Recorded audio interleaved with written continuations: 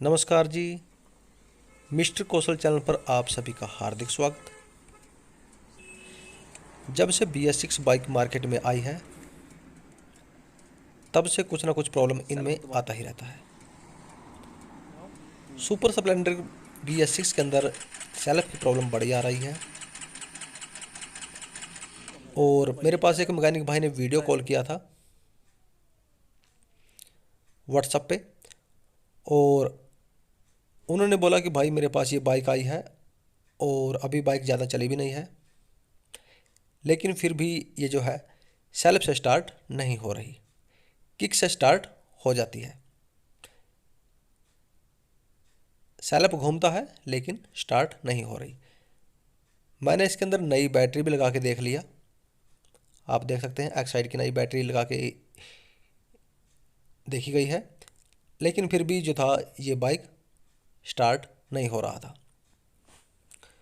तो मुझसे उन्होंने बोला था कि जब भी आपके पास ऐसी कोई समस्या आए तो आप हमें बताइएगा ज़रूर इस बाइक में क्या समस्या आ रही है।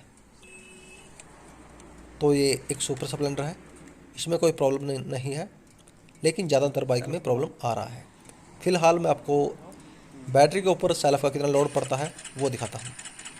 देखिए कुछ 16 या 17 एम्पेयर जो है लोड जो है बैटरी के ऊपर पड़ता है जब हम बाइक को सेल्फ से स्टार्ट करते हैं।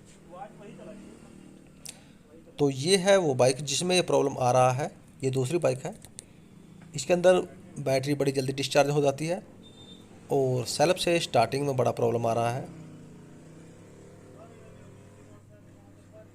तो मैंने सोचा क्यों ना भाई आपको बताया जाए क्लैंप मीटर की मदद से कैसे हम ये चेक कर सकते हैं आपका जो सेल्फ मोटर है वो सही से काम कर रहा है या नहीं। हमने बैटरी को फुल चार्ज कर दिया है और ये है क्लैंप मीटर।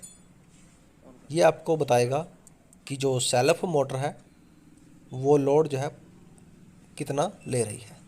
देखिए हमने इसको 0 कर दिया, DC एम्पेयर पे सेट किया है क्योंकि बैटरी से सेल्फ घूमता है तो DC एम्पेयर पे ही टेस्टिंग होगा। इसकी बैटरी बार बार क्यों वीक हो रही है, डिस्चार्ज हो जाती है और सेल्फ से बाइक बहुत कम स्टार्ट होती है, लेकिन किक से बाइक स्टार्ट हो जाती है। तो उसको टेस्टिंग करने के लिए हम इसका प्लग कैप निकाल लेते हैं और जैसा कि आपने देखा 16-17 एम्पेयर जो था दूसरी बाइक में लोड स्टेबल था। स्टेबल का मतलब है कि जैसे 16 है 17 है कुछ ऐसा ही रहना चाहिए, 22 तक हो सकता है ये। तो आप इसमें देख सकते हैं 24, 21, 35, ये 35-36 एम्पेयर तक जा रहा है। और आप देख रहे हैं कि जो क्लैंप मीटर है वो बता रहा है कि जो मोटर है वो कभी ज़्यादा लोड डालती है बैटरी के ऊपर, कभी बहुत कम, लेकिन ऐसा नहीं होना चाहिए। मैं आपको दूसरी बाइक के अंदर ये दिखाता हूँ कि जो लोड है वो लगभग स्टेबल रहता है। देखिए इस बाइक के ऊपर टेस्टिंग करते हैं तो ये जो प्रॉब्लम आ रहा है ना, ये BS6 सुपर स्प्लेंडर के अंदर बहुत ज़्यादा आ रहा है। तो इसमें देखिए आप देख सकते हैं 22 एम्पेयर। फिर से मैं आपको चेक कराता हूँ, देखिए 22 एम्पेयर। तो जो लोड है लगभग 22 एम्पेयर तक ही रहता है, जैसे HF डिलक्स, स्प्लेंडर प्लस या फिर होंडा एक्टिवा, ये कुछ ऐसी रहता है 19 से लेके कुछ 22 एम्पेयर के बीच में जो नॉर्मल है। यदि ये 35 या 40 एम्पेयर पे जाए तो समझ लेना जो आपका मोटर है सेल्फ मोटर उसके अंदर प्रॉब्लम है।